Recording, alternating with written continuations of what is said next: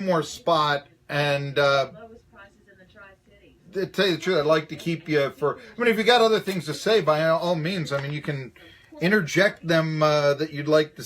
I can begin and come back and just say, is there anything else you'd like to? We haven't discussed yet that you'd like to hit, and we can go through with that. Yeah. Well, let's just go with the questions you had. Okay. I gotta hop on a teleconference in a little while. Yeah, that's fine. Here, let me do this. I'm gonna bring you on right now. I got this thing where. Hold on.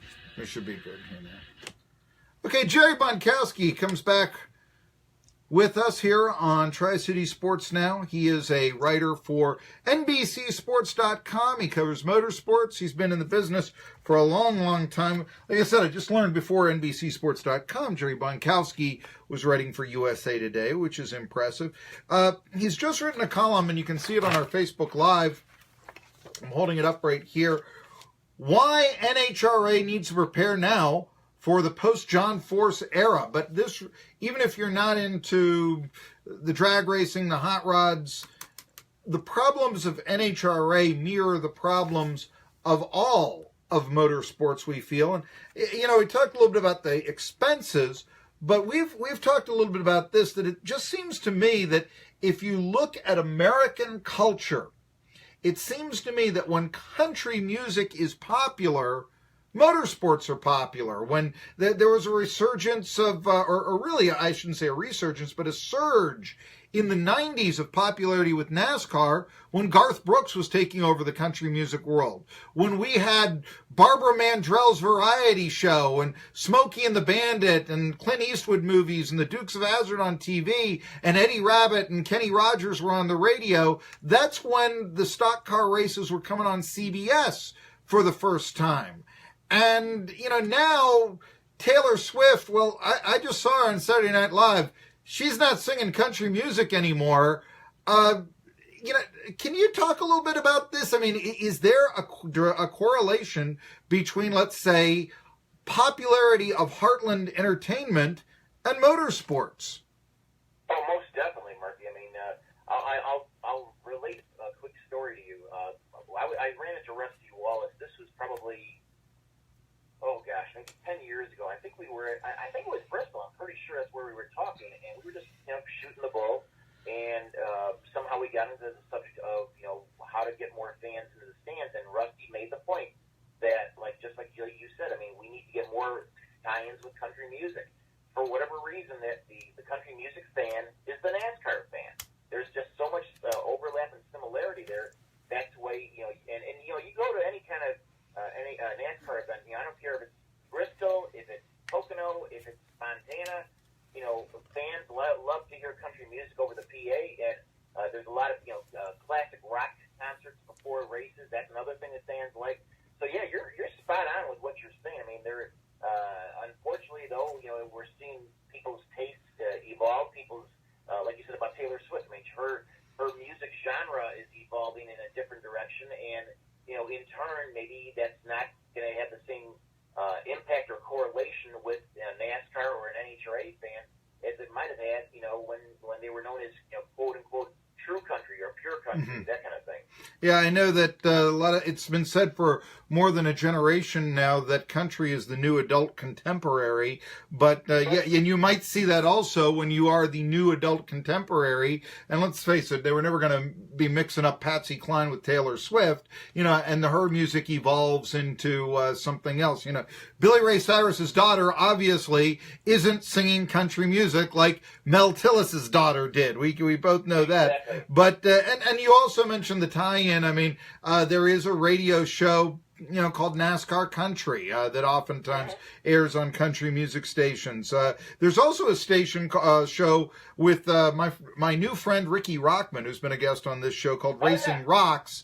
And I mean, now he's obviously more with the rock and roll venue, but I mean, even he is a big, he'll tell you, fan of Waylon Jennings and the classic country and so on. Talking to Jerry Bonkowski, it all boils down to money. And, we talk about the lack of the big name sponsors.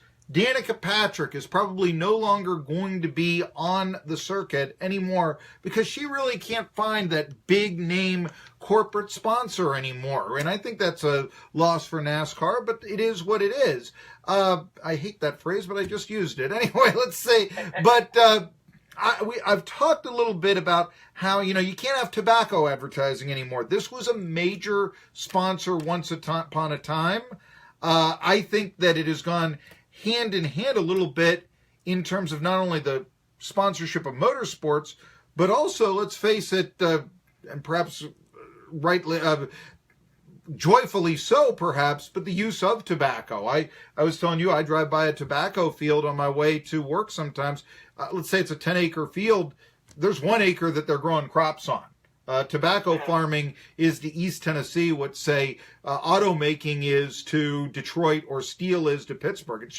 It's a dying industry, this sort of thing. Anyway, that's the point that I want to make. So you can't go back to tobacco for all sorts of reasons.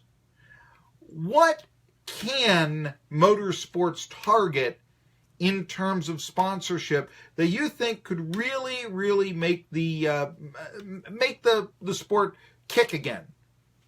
Well, the thing is, Marky, that what they target is not necessarily what they're going to get. And what I'm saying by that is that you need to get a sponsor.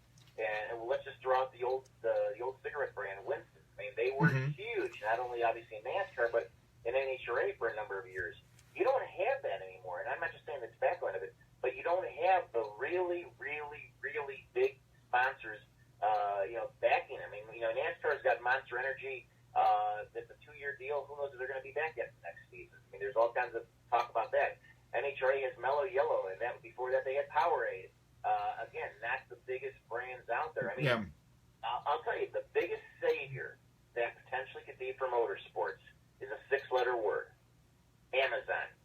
If Amazon got involved in NASCAR or NHRA or IndyCar or even F1, I mean, that would solve so much problems from an economic standpoint because they spend a lot of money because they know that to make money they have to promote it, they have to spend money to promote it, that kind of thing. So, if we could get a company like Amazon or Microsoft or a Tesla, excuse me, or some other major brand out there that's not necessarily tied in with motorsports, that would be huge. We would we develop brand new fans, a brand new fan base.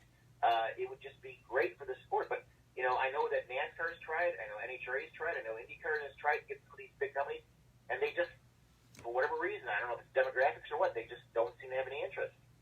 I would suggest, along those lines, when we're going online, I would suggest eBay Motors, especially because I'm after the male demographic on this show. I've gone to junkyards. There aren't junkyards around, not nearly as many as there used to be. And I've gone to these people and they say it's because people aren't going out there breaking their skin, taking their ratchet, trying to get the part off the car. We'll sell it to you immediately and quick and less than what you can find online. But the fact of the matter is it's so much easier to just order it online, wait a few days, and here it's coming in. Hey, I bought some used parts the other day. I bought them all online. They were coming in from all over the country and all this. But yeah, that would be something that I would look at. So if Amazon out in Seattle or whatever, if they're too bookwormy, if they're too Starbucks culture to go into to motorsports culture, well, eBay isn't. They have something called eBay Motors. Carpart.com isn't, obviously, and there are many other, similar aftermarket automobile part places that I think that could work out very well. But yeah, Amazon, hey, they sell car books, so why not? Anyway, hey, Jerry, it's always great to talk to you, and I mean, we're not going to wait until the Daytona 500 to do this again. I want to thank you, and congratulations. I know you're really proud of that piece, so everybody check it out. Why NHRA needs to prepare now for the John Force era, and a lot to say, but yeah, as we go into a post, everybody I guess, but Jimmy Johnson, big name era in NASCAR, as we go to a post John Force era, who will be the stars and what will be the future of motorsports? Hopefully, it won't be the self-driving car on the circuit. I'll come back after this word with Crabtree Buick. It looks like John Gruden, no, he won't go to the Vols, he'll go to the Raiders, and we'll tell you more about that when we come back. Tri-City Sports Now. Trust. For over 60 years, Crabtree